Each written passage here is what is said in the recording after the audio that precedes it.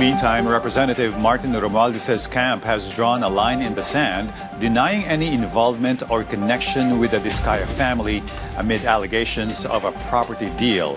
Legal counsel insists the claims are all bark and no bite, stressing that sworn testimony shows no direct transactions or links exist. Luisa Erispe narrates this report. Representative Romualdez has no knowledge nor involvement in the purported transaction. Representative Romualdez has not met the Diskayas and has only heard of them based on what is being said in the media. He does not know the Diskayas and never had any dealings with the said couple.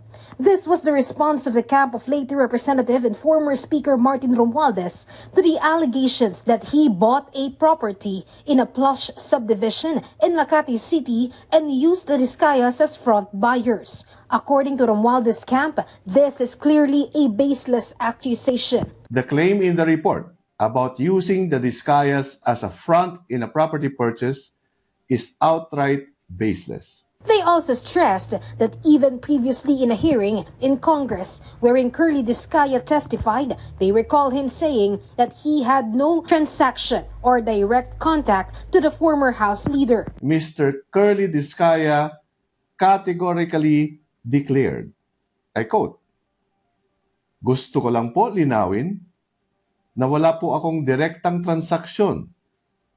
Hindi po ako nagkaroon ng anumang klaseng transaksyon kay Speaker Martin Romualdez."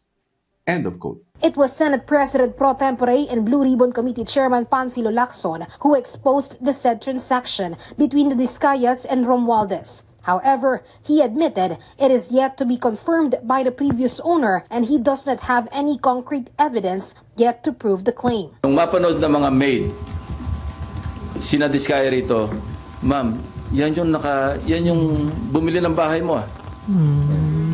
Ganon. Yun yung konting detalye, no? But these are, of course, hindi galing sa, so to speak, yung horse's mouth. Kaya gusto natin, maimbitan mismo yung former owner na siya na mismo magsabi na ang kausap niya, mga Diskaya. But hindi lang isang source ito, maraming sources ito. I've spoken to at least 3 sources na pare-pareho yung sinasabi. But if proven true, this may answer the question on the alleged connection between the Diskayas and Romualdez. At the very least, yung direct connection or link niya with the Diskayas. Kasi hindi lang ganun. Hindi naman siguro nag-ahente si Diskaya. No? Kung siya yung front, siya yung lumalabas na bumili, ganun na lang kalaki ang tiwala kung totoo ni former speaker kay Diskaya.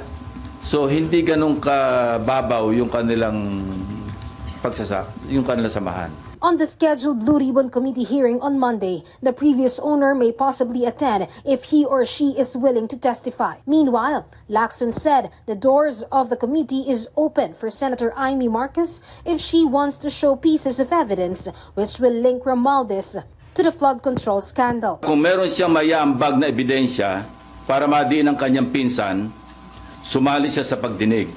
Walang pipigil sa kanya at walang magbabawal sa sasabihin niya o gagawin niya. But Senator Amy only shrugged off the said offer.